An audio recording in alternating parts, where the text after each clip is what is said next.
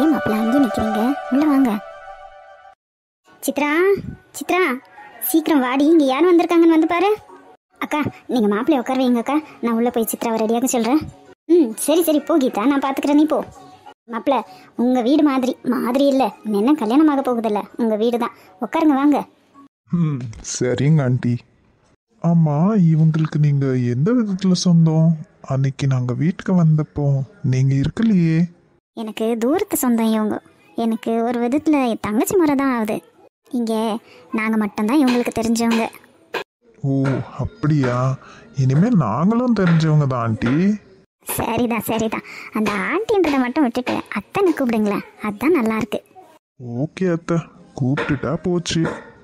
அப்புறம் வீட்டில் அம்மாலாம் எப்படி இருக்காங்க? கல்யாண வேலைலாம் எப்படி போகுது? அம்மா நல்லா இருக்காங்க அத்தை. ரெஜிஸ்டர் மேரேஜ் தானே, ஒன்றும் அவ்வளோ அலைச்சல் இல்லை. எல்லாம் இனிமே தான் ஸ்டார்ட் பண்ணணும். சரி சரிப்பா. அப்புறம் உங்கள் வீட்டில் எவ்வளோ பேர் இருக்காங்க அத்தை? நான், என் வீட்டுக்காரர், எனக்கு ஒரு பையன் இருக்கான்ப்பா, அவன் காலேஜில் படிக்கிறான். ஆமாவா? உங்களை பார்த்தா உங்களுக்கு அவ்வளோ பெரிய பையன் இருக்கிற மாதிரியே தெரியலையா அத்தை? போங்க மாப்பிள்ள, என்னை கலாய்க்காதீங்க.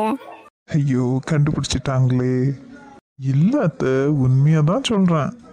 அக்கா, கொஞ்சம் வாங்க இங்கே. உள்ள அத்தை கூப்பிடுறாங்க, என்ன ஏதுன்னு கேட்டுன்னு வாங்க அத்தை. ஒரு நிமிஷம் மாப்பிள்ள, தப்பாக நினச்சிக்காதீங்க, வந்துடுறேன். ஏதோ ஒரு தைரியத்தில் வந்துட்டேன். இப்போ இங்கே என்ன பேச? சரி, நம்ம பேசி மாட்டிக்க வேண்டாம். அவங்களே என்ன பேசுகிறாங்களோ பேசட்டும்.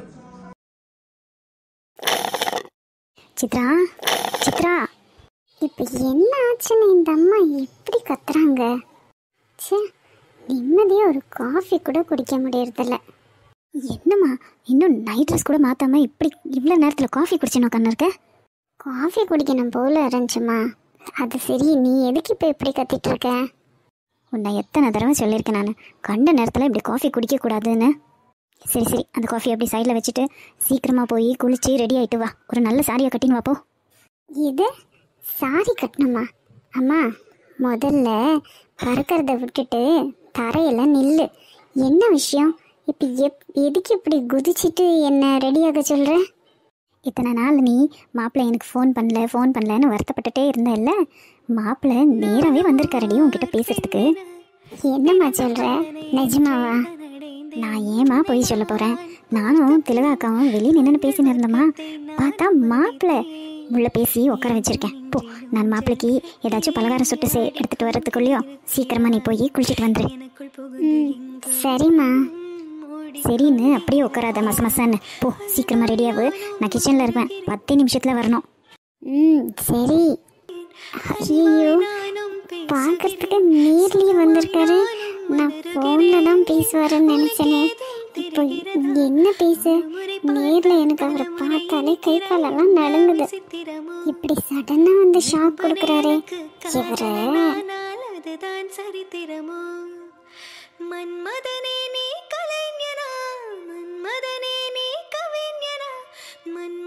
ஏய் ஹாசினி, இதென்ன லக்கேஜோட கிளம்பிட்ட?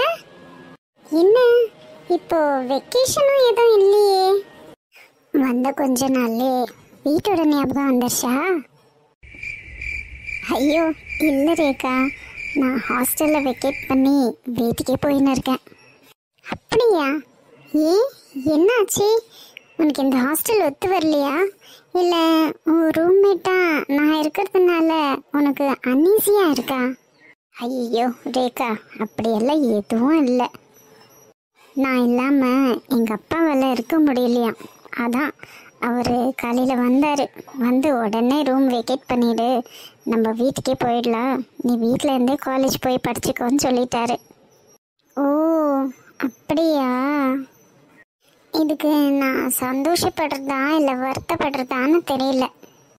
ஏன்பா?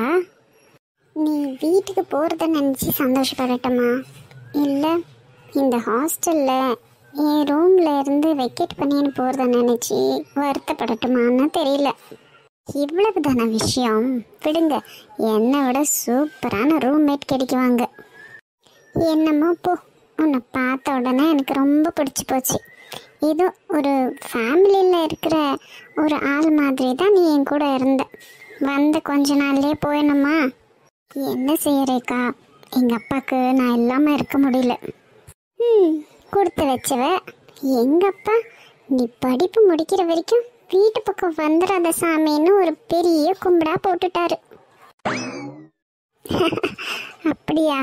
ஏங்கா, உங்கள் அப்பா அம்மாவை அவ்வளோ டார்ச்சர் கொடுக்குவீங்களா? சேச்சே, அவ்வளோ மோசம்லாம் இல்லை. என்னமோ எனக்கும் எங்கள் அப்பாவுக்கும் 7ஆம் பொருத்தம்தான். அப்போது உங்கள் வீட்டில் பயங்கர காமெடியாக இருக்கும்ல ரேகா? அதுவும் ஒரு வகையில் சரிதான். சரி ரேகா, அப்பா வெயிட் பண்ணுறாரு, நான் கிளம்புறேன். கண்டிப்பாக எங்கள் வீட்டுக்கு ஒரு நாளைக்கு வரணும். நீ கூப்பிடலனாலும் கண்டிப்பாக வருவேன். சரி, உங்களுக்கு என்னென்ன பிடிக்கும்னு சொல்லுங்கள். எங்கள் அம்மா கிட்ட சொல்லி எல்லாத்தையும் சமைச்சு வைக்கிறேன். அப்புறம் நான் இல்லைன்னு வருத்தப்படாதீங்க. அதான் காலேஜில் மீட் பண்ணிக்கிறோம்ல, அப்போ பார்த்து பேசிக்கலாம். சரி ஹாசினி, பத்திரமா போயிட்டு வா. ஓகே ரேகா, நான் கிளம்புறேன். பாய்.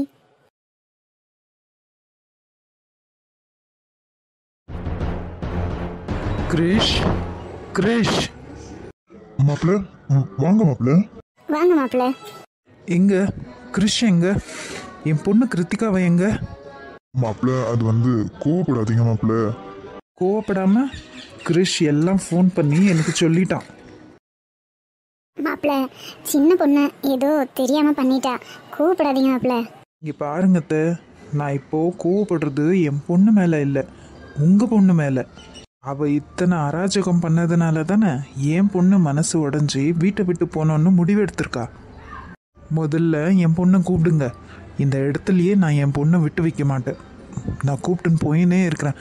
உங்களுக்கு ஒரு பெரிய கும்பிடு. என்னங்க என்னங்க, என்ன நம்ம பொண்ணு எல்லாம் கூப்பிட்டுன்னு போக வந்தீங்களா?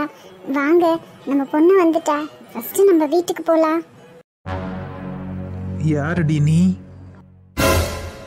என்னங்க இப்படி பேசுறீங்க? இப்படியாச்சும் பேசுகிறேன்னு சந்தோஷப்படு. எனக்கு இருக்கிற ஆத்திரத்துக்கு உன் குளத்தை நெரிச்சு அப்படியே கொன்னுடுவான், பார்த்துக்கோ. என் கண் முன்னாடி வந்துடாத. ஏங்க எல்லாரும் இப்படி பண்றீங்க? இங்க என்னடான்னா என்னை வீட்டை விட்டு போக சொல்றாங்க. நீங்க என்னடான்னா என்னை யாருன்னு தெரியாத மாதிரியே பேசுறீங்க. எல்லாரும் இப்படி பண்ணா நான் எங்க போட்டோம்? எங்கேயாச்சும் போ, எங்கேயாச்சும் போயிடு. என் கண் முன்னாடி மட்டும் வந்துடாத.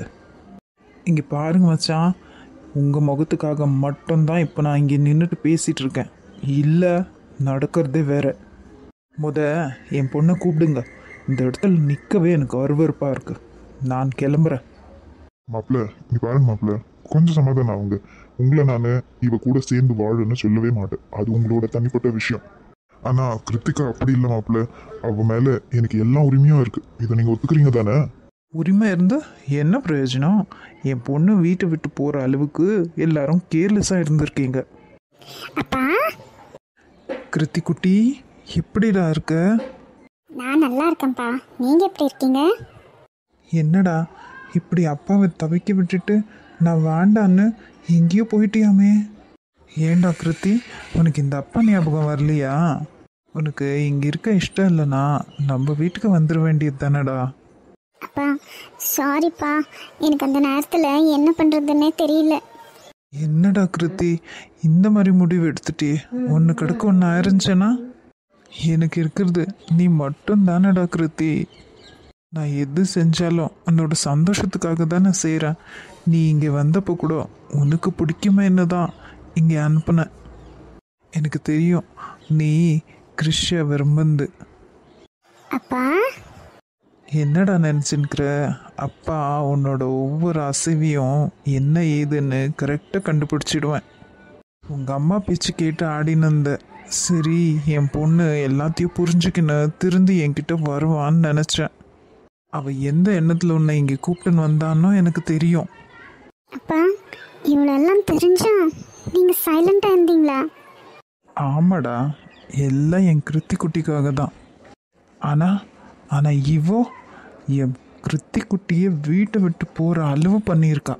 வேண்டாம், இவ இனி நம்மளுக்கு வேண்டவே வேண்டாம். வாமா, நம்ம வீட்டுக்கு போகலாம்.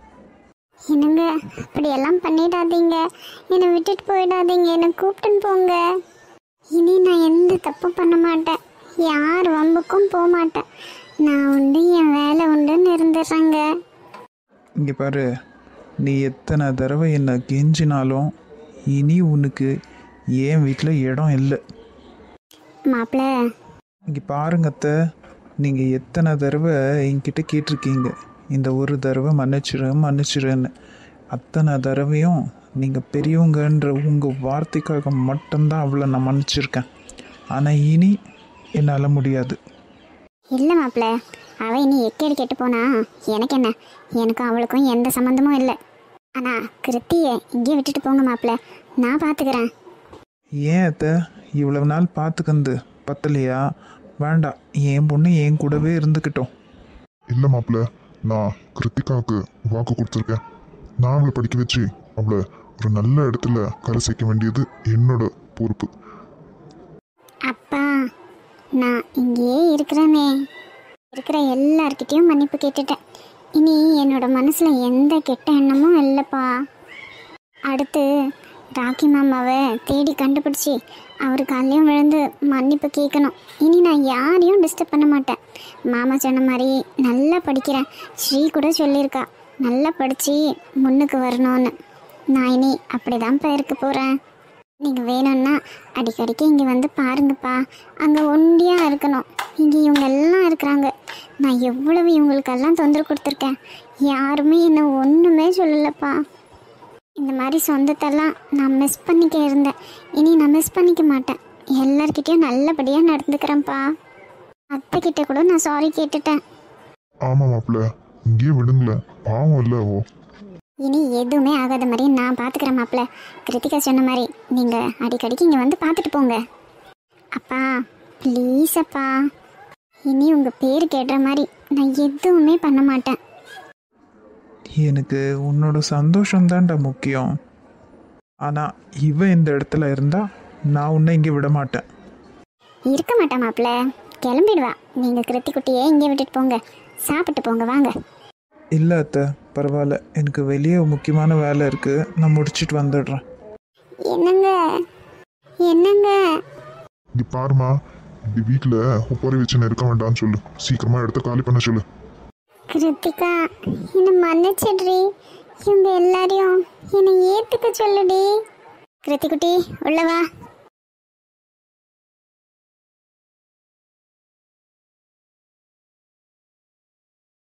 மாப்பிள்ள ஒரு 5 நிமிஷம் மாப்பிள்ள, இப்போ வந்துடுவா.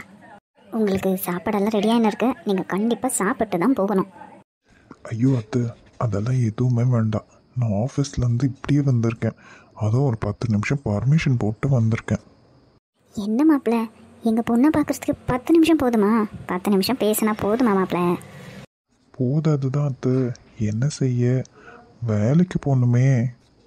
லேட்டாக போனால் என் பாஸ் என்னை கழுத்து பிடிச்சி வெளியே தள்ளிடுவான். 10 நிமிஷம் தான் பர்மிஷன் கொடுத்துருக்கான். அன்றைக்கி வந்தாங்களே அந்த தம்பியா, நான் பேசிக்கிறேன்ப்பா. அத்தை, இன்னொரு நாளைக்கு சாவகாசமாக வந்து விருந்தே சாப்பிட்டு போகிறேன். ஆனால் இப்போ சாப்பிட முடியாது, காஃபி மட்டும் கொடுங்க. எங்கள் அம்மா ஒரே திட்டு, ஃபஸ்ட்டு மருமகளை போய் பார்த்து பேசிட்டு வான்னு. அப்போ நீங்கள் ஆசைப்பட்டு வரலை அப்படி தானே? அதுவும் தான். பாத்தியா கீதா, மாப்பிள்ளை எப்படி மழுப்புறாருன்னு. ஆமாக்கா, சரி நீங்கள் பேச்சு கொடுத்துட்டே இருங்க, இந்த 5 நிமிஷத்தில் சித்ரா வந்துடுறா. அத்தை, மறுபடியும் சொல்கிறேன், எனக்கு எதுவும் செய்ய வேண்டாம், காஃபி கொடுத்தா போதும். சரிங்க மாப்பிள்ளை, சரி பதறாதீங்க, காஃபி மட்டும் எடுத்துகிட்டு வரேன். மாப்பிள்ளை, சித்ரா ரொம்ப சைலண்டான பொண்ணு, அப்பா இல்லாத பொண்ணு, நீங்கள் தான் நல்லபடியாக பார்த்துக்கணும் அவளை. கண்டிப்பாக அத்தை, கண்டிப்பாக நல்லபடியாக பார்த்துப்பேன். உங்களுக்கு கவலையே வேண்டாம். Excuse me. எஸ் சொல்லுங்கள் மேடம். நான் கிருஷை பார்க்கணும். சாரை பார்க்கணுமா? அப்பாயின்மெண்ட் இருக்கா மேடம்? என்ன அப்பாயின்மெண்ட்டா? எனக்கா? ஆமாம், சாரை பார்க்கணுன்னா அப்பாயின்மெண்ட் இருக்கணும். ஓ, நீங்கள் புதுசாக வேலைக்கு வந்திருக்கீங்களா? ஆமாம் மேடம், ஆனால் அது உங்களுக்கு தேவையில்லாத விஷயம். அப்பாயின்மெண்ட் எடுத்திருக்கீங்களா இல்லையா? எடுக்கலை. அவருக்கு ஃபோன் பண்ணி ஸ்ரீ வந்திருக்கான்னு சொல்லுங்கள். சொன்னா புரியாத மேடம், உள்ள ரொம்ப முக்கியமான வேலையில் இருக்கிறாரு. கிளையண்ட்ஸை இப்படி தான் ரேஷாக ட்ரீட் பண்ணுவீங்களா? நான் சொன்னதை பண்ணுங்க. ச்சே, இப்போ வரவங்கெல்லாம் கொஞ்சம் கூட புரிஞ்சுக்கிறதே இல்லை. சரி, ஒரு நிமிஷம் இருங்க. Hello, S Brinda. சார், உங்களை பார்க்க யாரோ ஸ்ரீன்னு ஒருத்தர் வந்திருக்காங்க. சொன்னால் கேட்கவே மாட்டேன்றாங்க. அப்பாயின்மெண்ட்டும் இல்லையா? அப்படியா?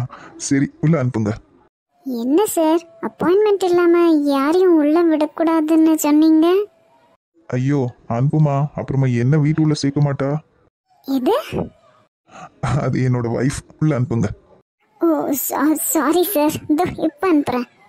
சாரி மேடம், நான் புதுசாக வேலைக்கு சேர்ந்துருக்கேன், யாருன்னு தெரியல, அதான். இட்ஸ் ஓகே, எனக்கு தெரியும் நீங்கள் புதுசாக சேர்ந்துருக்கீங்கன்னு. ஹலோ, என் பேர் பிருந்தா.